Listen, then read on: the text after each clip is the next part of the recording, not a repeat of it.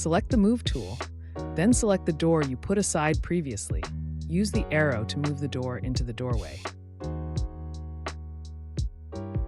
To add a handle, select the Shapes tool, then select the capsule shape.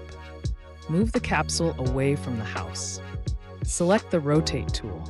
You can rotate the capsule by dragging on the colored axes. Or if you want more accurate control, you can click on the capsule and type either 90 or 270 in the y-axis. Select the Scale tool and ensure the capsule is selected. Then use the gray square in the middle to scale down the capsule while maintaining proportion.